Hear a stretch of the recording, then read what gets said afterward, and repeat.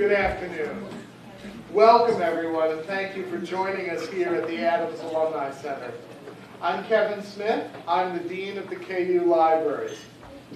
We are delighted this afternoon to be able to present, in collaboration with the Alumni Association, this presentation and book signing for The Making of a Leader, Franklin D. Murphy, The Kansas Years, by Nancy Kellogg Harper. I'm a new Jayhawk myself. I've been here less than a year. And I found Nan Harper's book to be full of valuable insights into the history of KU in the mid-20th century. It is also a profound meditation on what it takes to be a leader. And for me, it told a story that brings alive someone who previously was just a name on a building. So I've enjoyed the opportunity to read, there goes my name tag, to read some of Nan's book. We have an impressive lineup of speakers for you today, so I'm not going to take up any more time. It is my honor to first introduce Nancy Kellogg Harper.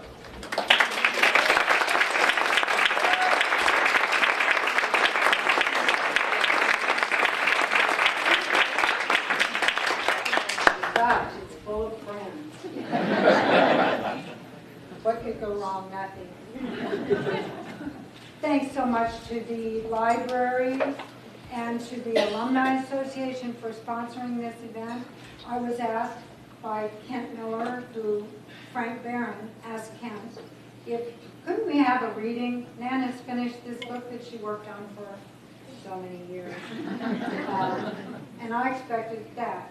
And look at this, it's quite a deal. Thank you so much to all of you on the staff.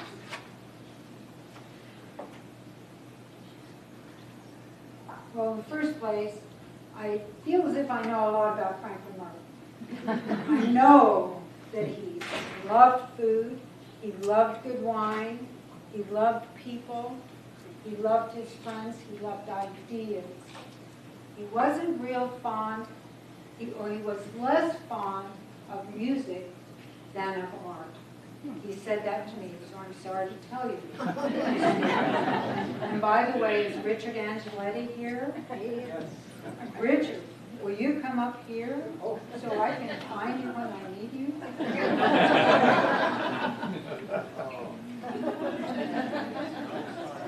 Thank you. This is Maria's dad.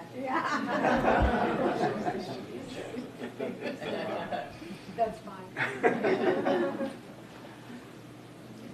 Franklin Murphy loved the chase.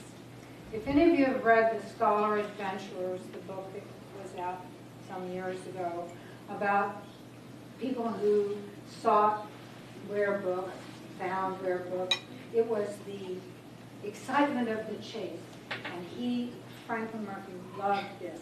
Whether it was a book collection or whether it was getting Charlton Hinman and his co-leader. We're maybe all of us too young or too old. We remember it. He had no use for the segregation of the races, but he had really no intention of starting a civil rights movement as one of his goals. He had a profound impact on the civil rights in Lawrence and at KU, but it wasn't his primary goal. At any rate, I know that he would be happy to be here because we have beautiful food, we have wine, we have friends, we have people who love ideas and who like to try to solve problems. So there's plenty of that to be had in this day and age. The goal for today is to tell stories about Franklin Murphy. Some of those stories come from the book. Some of the stories come from the people who are going to tell us their memories of being here when Franklin Murphy was here. If any of you were here when Franklin Murphy was at KU, would you raise your hand? Okay. Now, everybody, look around. Keep your hands up. Look around to see who these experts are, because these are the ones you're going to talk to. They should have a little red dot on their name tag, because sometimes magic works and sometimes it doesn't. But be sure to look and visit with these friends of ours who are the real experts. I'm just the one who read a lot of stuff and wrote it down. Franklin Murphy was 32 years old when he was tapped to be the dean of the med school. Can you even remember what it was like to be 32? Or what you were doing at 32? I can't. I noticed my grandson over there, who's nigh on to 20, smiling. Theo, raise your hand. This is Theo Wicklund, who is our grandson. He's a 5th generation KU, will be a 5th generation KU graduate. He's in engineering. His mother, Carrie Harper Wicklund, is back there. Flew in from London, from England, where she lives, just for today. I mean, she's staying long. As dean of the med school, Franklin Murphy, the first thing he decided was that he would try to talk to every doctor in the state to find out what is it that you need. And he found out that in fact there just weren't nearly enough doctors in the state, especially those out in the counties, out in the hinterlands. And so in spite of a lot of years of having a very limited student enrollment, he increased the enrollment well enough that he could start what was ultimately called the Kansas Plan, and that produced doctors for all these little towns. It helped build clinics for those towns, and it's only now that we're going to lose those hospitals.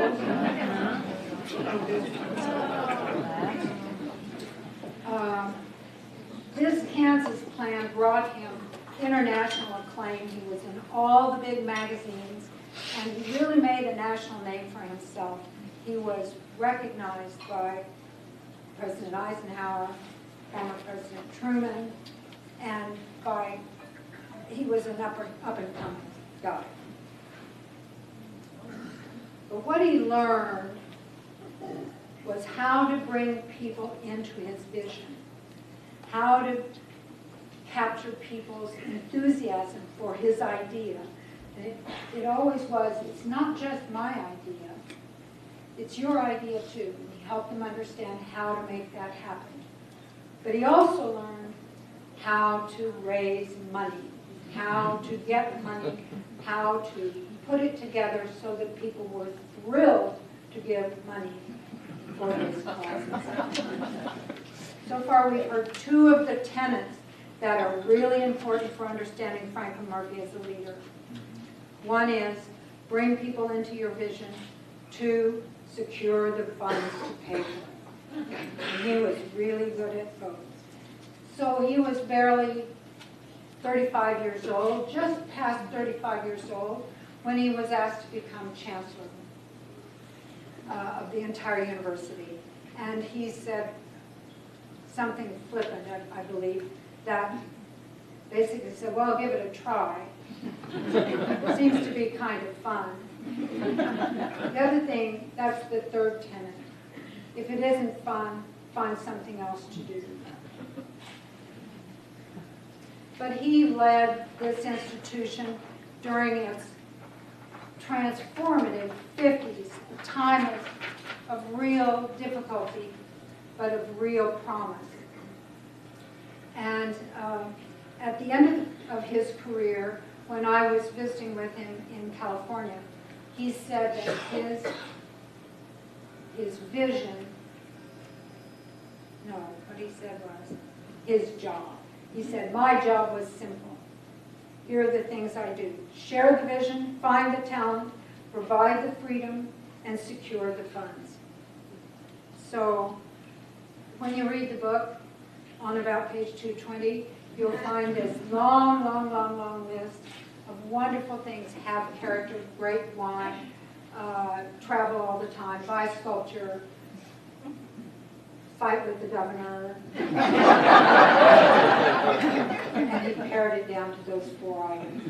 And I've been thinking about those 4 items in my own life, and I think it's not a bad idea to ponder your own life and your public life as well. Share the vision, find the talent, provide the freedom, and secure the funds. In a family, that holds true. My voice, you will hear, is very unpredictable. I have asked some friends to help share evidence from the book or from their own experience, because one never knows when my voice will just say, enough, Nan. This is because yesterday, some of you might know, was World Parkinson's Disease Awareness Day. And I am very aware that if you have Parkinson's disease, you can write a book, but you can't necessarily write your name. So I have signed already all the books. But please don't ask me to say, "Dear Johnny Jr., we love you, Nana and Grandpa." My friends who are going to speak very briefly, each of them, more briefly than I, will be Jim Gunn, Bill Tuttle, John Edgar Tidwell, and by Skype, Ernie Shelby from California. Hello, Ernie. We have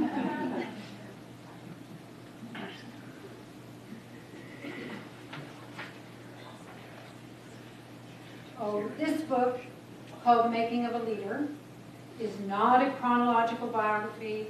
It is not a chronological account. It's not like a typical autobiography or biography. It is until the point that he becomes the chancellor. And after that, then it is 3 areas of impact that Murphy had on the university. Books and art is one chapter. Civil rights is another. And the third is Kansas politics. He didn't always succeed, the 3rd chapter we see, but he also found out that, by golly, if I'm not having fun, I'm out of here. And he left.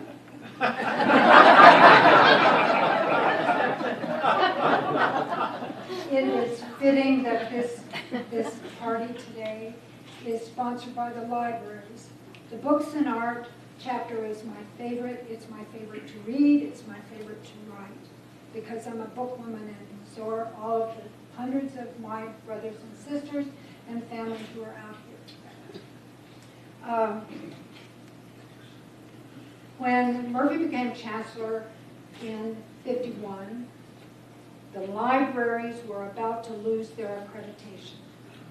And this is an institution that Chancellor Murphy came believing that he could make this the greatest institution, equal to any of the best universities in the country.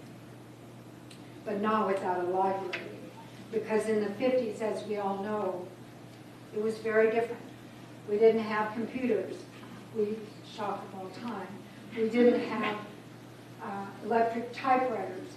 We used carbon paper and 3x5 cards, handwritten. And we had to have a strong library.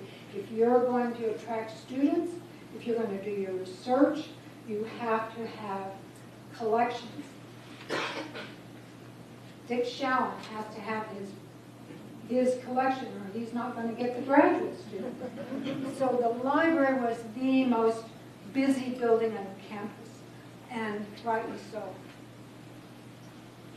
Murphy hired Bob Vosper, who I would really like to write a book about, but I'm not going to. So I can tell you a lot about Bob Vosper. What a great guy. He and Franklin Murphy were like brothers. It was so exciting. It was so exciting that I'm going to read something. This may be the only thing I read, so listen up. Let's see.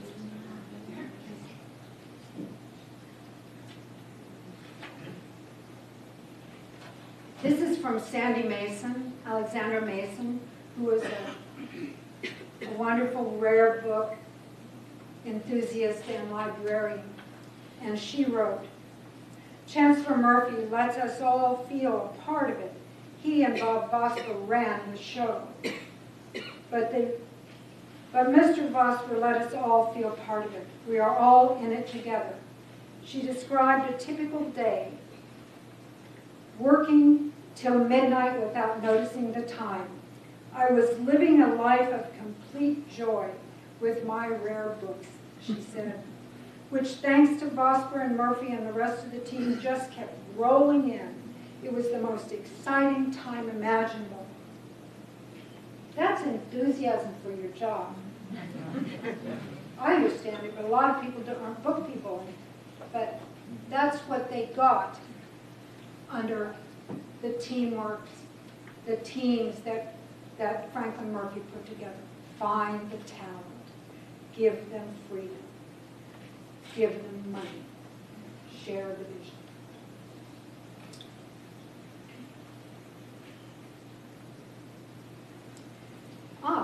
Now we have my first speaker.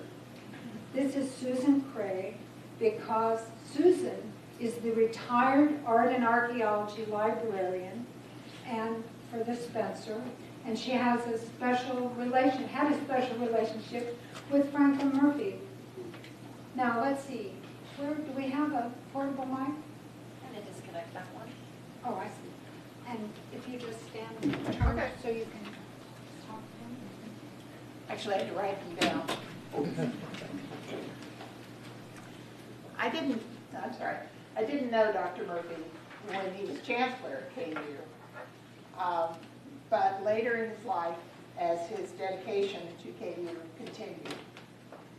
I was hired as the Murphy Art and Architecture Librarian in 1981. I had two advantages in working with Dr. Murphy, who had made a commitment at the library's dedication in October 1980 to continue his support for the library. One advantage was that I was born and bred a Kansan, and I had a degree from KU and had a long history of family involvement with KU. But my second advantage was that my previous job was as the art librarian at the University of California, Berkeley, a longtime rival of UCLA's for California domination. I always felt that Dr. Murphy viewed my KU appointment as having stolen me from Berkeley to get his library. I worked with Dr. Murphy until his death, seeing him whenever he visited KU and regularly talking to him by phone. The library received large boxes of wonderful publications from him several times a year, usually books given to him due to his role with foundations. Some of the books were signed by artists, so we own books by Salvador Dali, Thomas Hart Benton, Louise Nevelson, and many more with their signatures. Each year, at Dr. Murphy's direction, I would write a letter to a foundation, sometimes the Samuel H. Kress Foundation in New York, sometimes the Amundsen Foundation in California, asking them for $25,000 to help develop our collection. This is year after year. These happen to be the foundations where Dr. Murphy served on the board. And my letter always resulted in having a check deposited with the Endowment Association.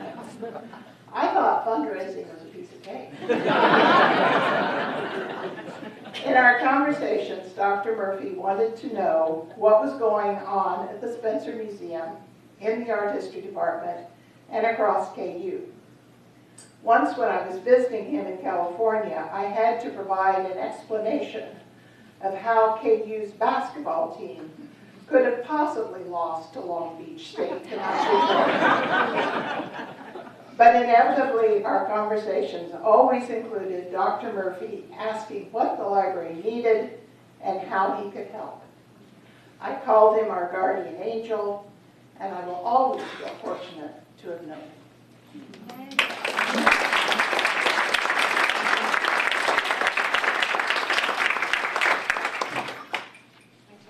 2 minutes, and it was 2 minutes.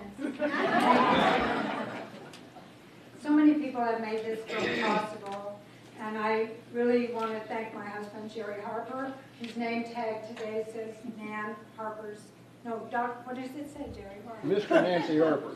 Mr. Nancy Harper.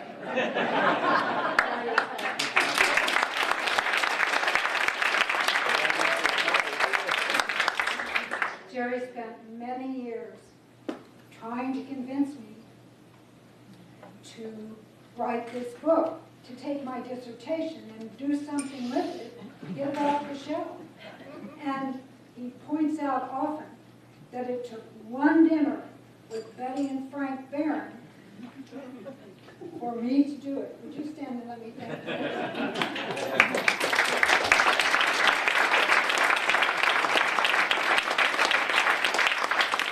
Frank really has been very, very helpful. I'm not technological, and I couldn't have done this without the help of Paula Courtney, who is, just wave your hand right here.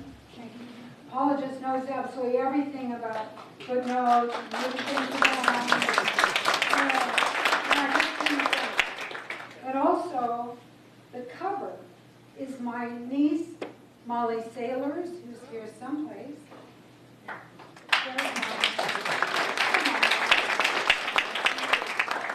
Molly was a 2010 graduate of KU, and she was one of the women of distinction in her graduating year. She has gone on to New York to a high-paying and very, very big deal job in design. So congratulations. Thank you, Molly.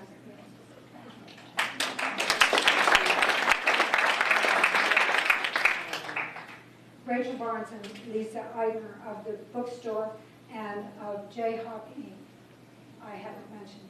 Thank you very much, ladies. Back there.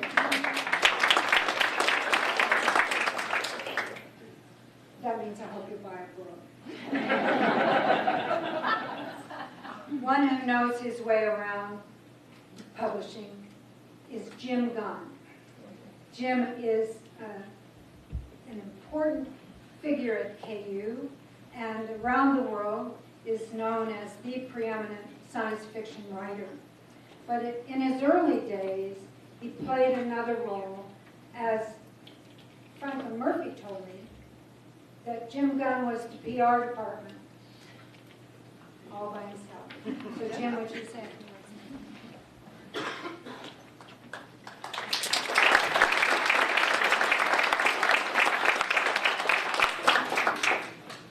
I was in Chancellor Murphy's office late in his final year here at KU, and he said, there are things deep down in the well that I'm not ready to tell you about. Clearly, if you read Nan's book, you can see that she got into deep down in the well and told a lot of these things in great detail. A lot of things that I didn't know at the time, certainly. My first encounter with Dr. Murphy was probably when I was the alumni editor of the alumni magazine, working for Fed Eldred. And it was the year 1955, I think, when Fogg Allen retired. And it was with reluctance that he did so. He reached the age of 70, which was the terminal year for that time. And Franklin was not ready to make an exception for him with all the other faculty members around who were being compelled to retire.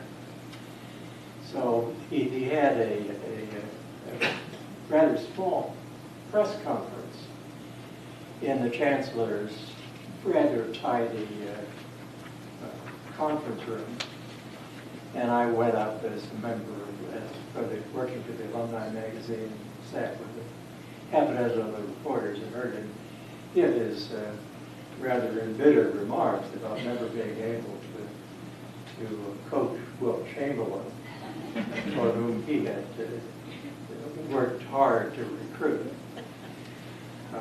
And the following year, I actually had my first encounter with Dr. Murphy and Mrs. Murphy when I wangled a press pass to the NCAA finals in Kansas City. They didn't know I was just the editor of Alumni magazine. And by some chance, maybe because they'd run out of seats, for the final, they put me into the box that Dr. Murphy and Judy were sitting in. They alone, and they got me in, actually I was in front of them in the box at floor level watching this game. And I don't recall what I said to both. I probably introduced myself. But aside from that, we sat and meshed in the game through 3 overtimes, and at the end of it, the tragic event. I turned to Dr. Murphy and exchanged a look of dismay, and I think that's all that we shared. One thing that Nan's book told me that I hadn't known before was that Dr. Murphy had sent some letters to a friend of his who was the editor of the Hutchinson News about gaining support for the university. And he said, what we really need to do is to send you some feature stories about the university. And shortly after that, during the late spring and the summer of 1958, I was called into Fred Ellsworth's office. He said the Chancellor's office would like you to write feature stories for the university. And I said, well, that sounds like a good thing to do. So I went upstairs to a storeroom, which was just off of the rotunda where I had made the desk, and I had a kind of office, and wrote feature stories, but nobody told me what kind of feature stories to write, so I just plugged away anyway. And if this was the case of working for the Hutchinson News, I never knew it. Instead, I really thought it was because I had run a series of articles in the Alumni magazine called A Day in the Life of, when I dealt with various figures in the university. And one of them was a day in the life of the Chancellor's wife. So I thought maybe that was the connection. But one of the things that happened during that fall when I was in the makeshift office was that Chancellor Murphy returned from a trip to Russia, where he went with a number of university presidents to consult and evaluate and examine the Soviet higher education institutions.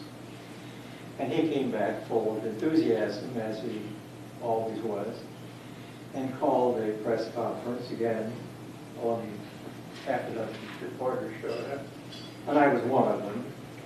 And I took copious notes from his talk. He was always very good at talking extemporaneously. And went back to my office and wrote a series of 3 articles about his trip. And by some good fortune, those articles were distributed and picked up by the Associated Press and published all over the country. Later on, the following spring, he made a trip to Latin America and came back, and also at a press conference, and I wrote a couple of articles about that. Didn't have much success, but later that spring, I got called into Dr. Murphy's office, and he said, I'm going to give you a $1,000 raise. And that was quite a big raise at that time. I think I was making $6,000. Of course, I learned in Nan's book that when Chancellor Murphy took over here, he was making, I think, $12,000 a year. So we all were living on short wages. And I thanked him and went back to my office. And a few minutes later, I got a call from And it said, the Chancellor, I'd like to see you again. I went back down to his office. And Dr. Murphy said, we decided to create a new position, the Administrative Assistant to the Chancellor for University Relations. Would you be interested in doing that? And I said, well, that sounds like a good thing to do. And so I said, I'll give you another $500. So that was sort of my year. Following year, I had an interesting year working with Dr. Murphy. He was a man I learned to admire a great deal as I worked for him and saw his patience, good humor, and ability to connect with people, which was really remarkable. And saw him suffer through the last year of his encounters with Governor George Docking, who had this animosity that he could not conceal, and a lot of which is documented in Dan's book in great detail. The one thing I think that I did not see in that book was a quote I saw in a newspaper article. Some columnist was commenting about the fact that George Docking kept appointing new regents to the Regents Board with the hope and maybe instructions that they would bring Chancellor Murphy down to size. But this article said that Dr. Murphy puts his arm around them and gives him that big Irish smile, and they're his friends forever. Aside from that, I have no particular experience to share, except some observations. I also worked mostly for 8 years with Clark Wesco, who was both Chancellor Murphy's successor as Dean in the School of Medicine, as well as his successor as the Chancellor of the University.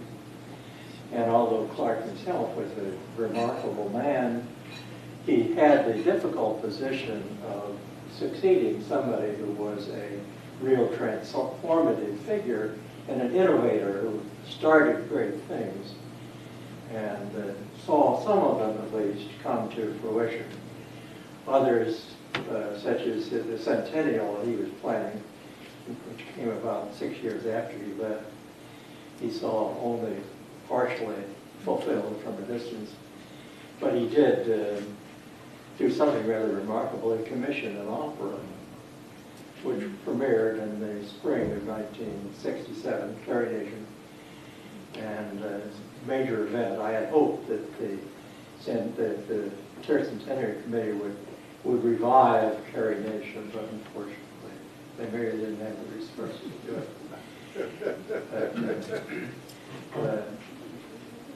The other thing that Nan mentions is his ability to recruit good people. And certainly, case of Vosper and Frank Burge and others in the university, including Will Chamberlain. He was certainly remarkable at doing that. But the one figure that I remember as being one of his recruits was George Wagner. A lot of you remember him as being the dean of the college. And the remarkable thing, I think, about that was not only the fact that they each had confidence in each other, but George was the dean who felt deep in his soul that the college was the most important part of the university. And during his period, it certainly did great things as well. And so, finally, I really felt that something I did not realize at the time, that I was finishing my master's degree in 1951 when Murphy came, and when I came back in 1955, I served in various positions, including part teaching and then the alumni office. And it wasn't until I had personal contact with him, saw the way he functioned and operated, that not only was he a person of vision, he was, as Dan said, a really transformative figure in that it seemed to me at that time that he was the chancellor. He transformed the university from a place which was fairly content to get along as an adequate, aspiring state university. But he saw it as being a possibility of greatness.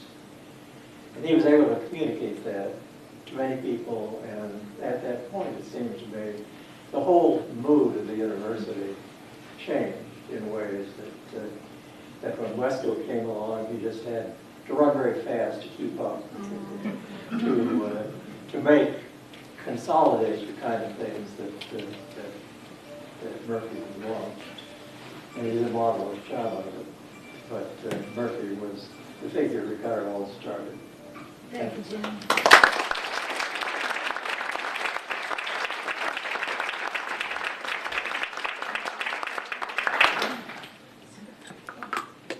When I was teaching college, at all these places that one teaches college, at this point I would say stand up and flap your arms a little and get some oxygen to your brain. If you feel like doing that, it would be okay.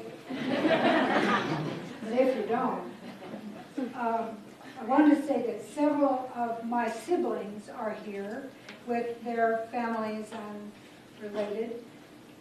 And I'll tell you a little more about them in a minute, but first, many of them were here during the late 60s and early 70s during the times of trouble here and in campuses across the nation. Chancellor Murphy was at UCLA at this time, and he had his own troubles with the anti-war protests and the civil rights movements. And you can read about it in the book. It's called Culture Broker by Margaret Leslie Davis. And it's a fine, fine read. I have my copy on the table if you want to look at it. Our brother Thomas Kellogg, who is back there, you might just raise his hand.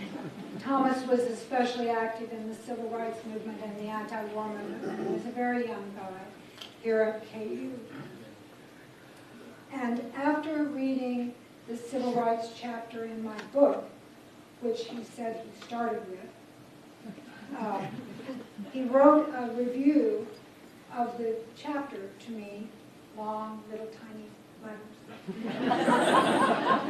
But here's what he said. He said he learned a more complete history of the civil rights activities in Lawrence and at KU than he had known.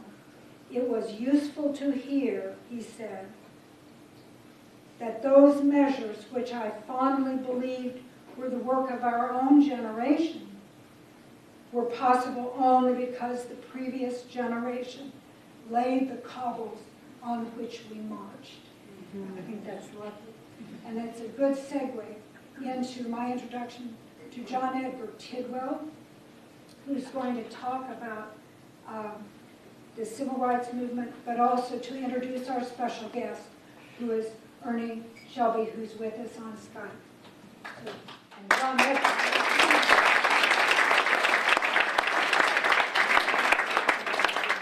John Edgar is the Langston Hughes Professor of English at KU and is the winner of all kinds of awards lately.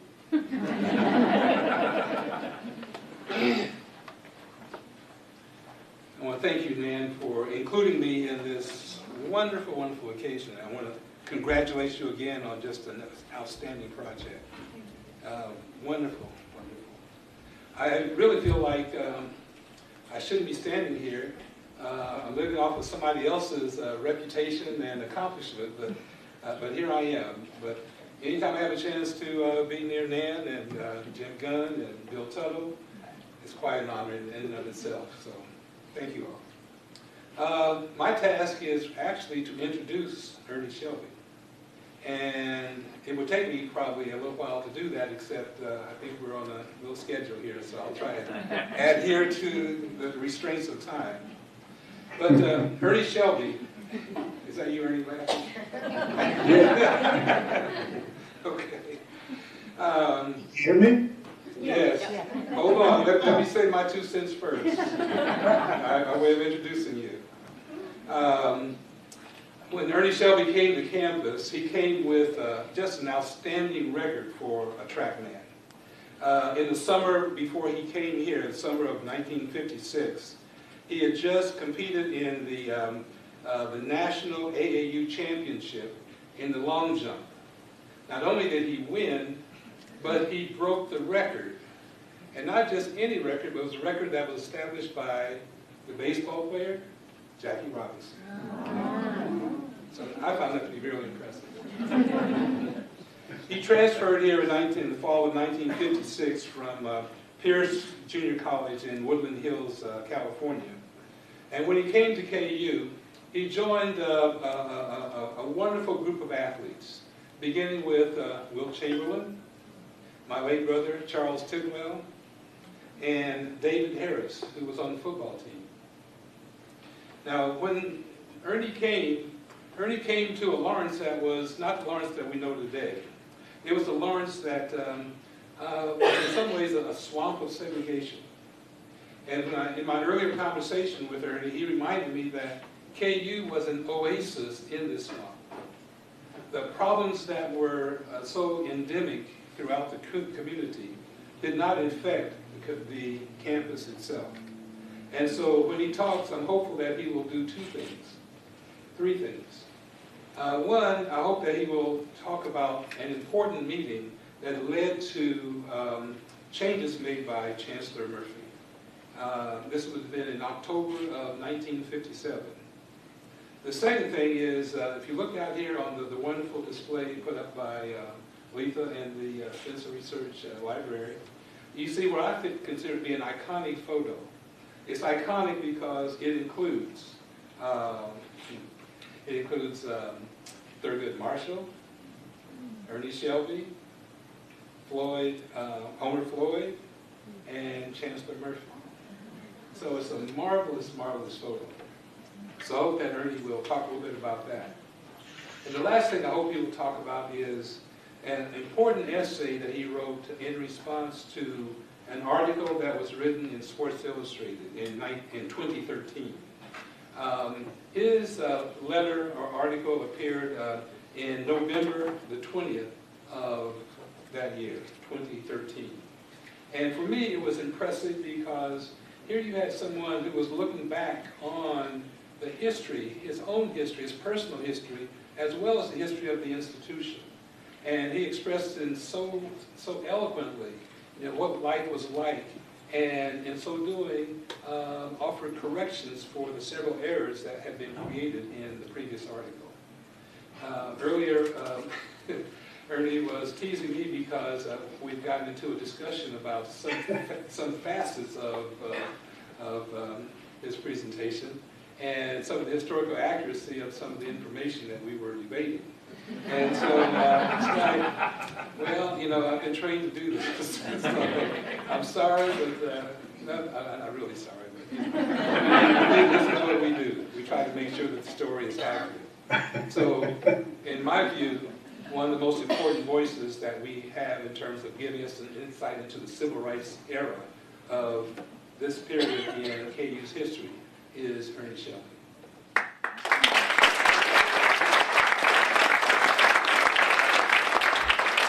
Can everyone hear me? Yes. Am I, Edgar, am I okay to talk now? Yes, yes, you are, Ernie. Okay.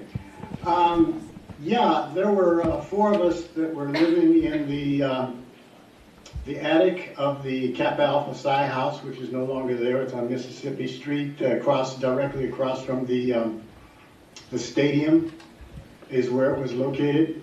And we had lived in Caruth O'Leary together and decided that we wanted to come as a group because we were doing everything socially together anyway. So we moved into the attic of the Kappa House, and we discussed often, very often, the troubling segregation that was in the city, although it didn't exist in the on the campus. I was joking. I was amazed that Edgar didn't say this. I told him that that back in the day, when you were on campus, it reminded me of being in Los Angeles. But then when you went into the city, it was like going down south. Because there were so many things in the city of Lawrence, I really shouldn't refer to it as a city. It was more like a village or a burg. It was a very short street about, Massachusetts was about 6 to 8 blocks long, and if you went either to the left or to the right, you were immediately into a residential area. But they had lots of, I think they had 2 theaters. If I remember correctly, they had the Granada Theater and the Varsity Theater. And one had a balcony and the other was 1 story. And when we, meaning African Americans, went into the theater, if you were in the 1 story one, you had to sit in the back. If you went in the balcony one, you were automatically ushered up into the balcony. We were not allowed to go into the restaurants and sit down and order and eat. You could order to go, but you were required to stand up and wait. And when they brought you your bag, it was in a brown paper bag. And incidentally, if you were white and you went in and you ordered to go, they brought you your food in a white paper bag. So the intent to keep us in our place was very intense.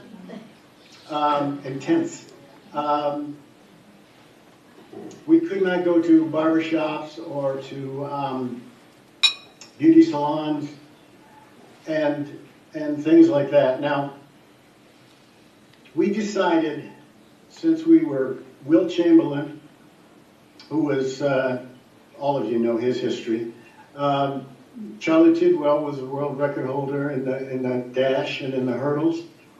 I was a 2-time, ultimately a 3-time national champion in my specialty, and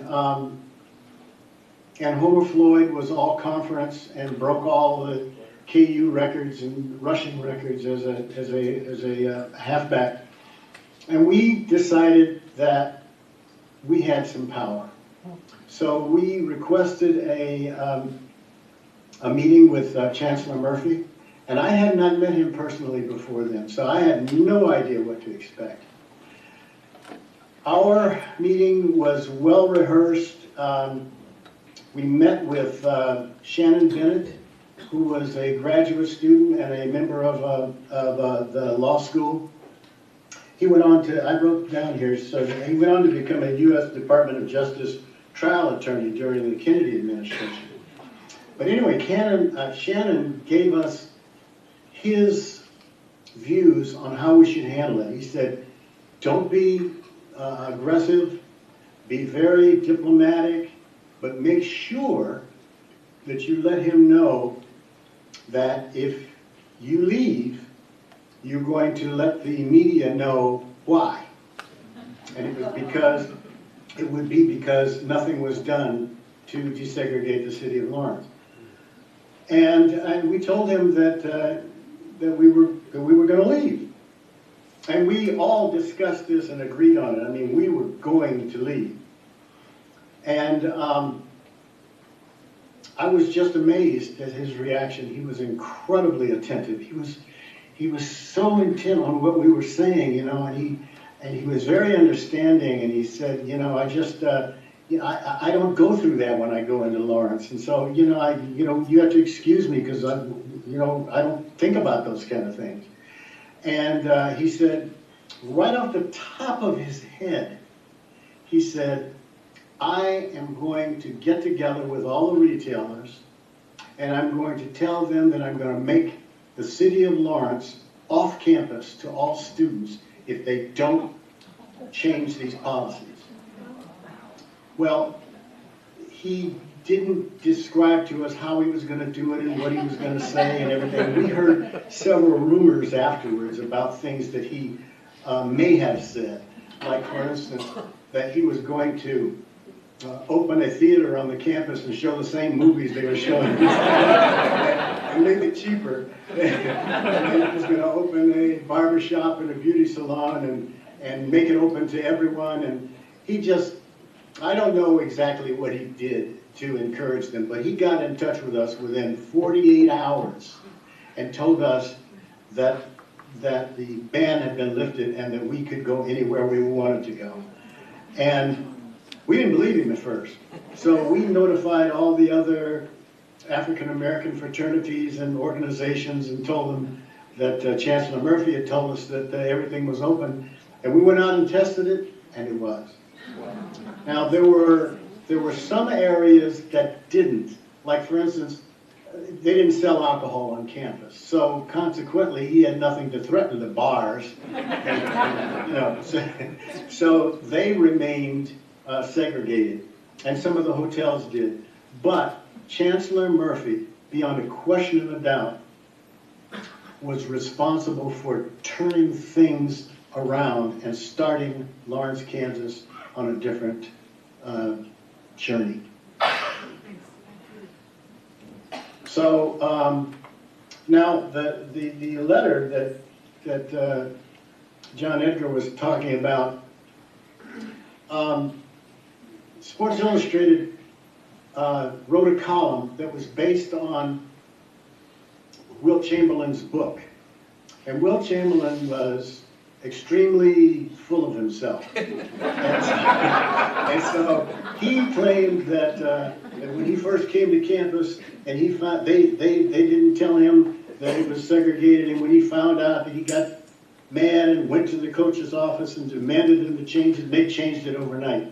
Well, you have to understand that Wilt was not the type of person that you could ignore. Huge. And things were opened up for him. He could go to the bars. He could go to certain restaurants. He could go do things. But whenever any of us attempted to go with him, we had to go to Kansas City. We couldn't go anyplace in Lawrence. So they presented this as, in Sports Illustrated, as the truth. And I wrote, the letter that I wrote to them, I said, listen, you know, you've got to understand that the value that Lawrence, Kansas has in the history of racial tension. I mean, it was one of the key elements in the Civil War.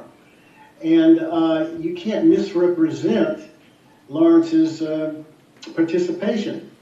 So I wrote the letter and I gave them all the vital information about it, and Nancy published it in her book, which I was amazed at. And so anyway, I'm willing to answer any questions that you guys might have, and I know that that Edgar has some questions about the meeting with Thurgood Marshall, and I can answer that quickly before you even ask the question. That was strictly a photo op. We just traded handshakes and social amenities, and there were no meaningful conversations, and nothing was discussed between us, although there were very meaningful meetings with him and Chancellor Murphy.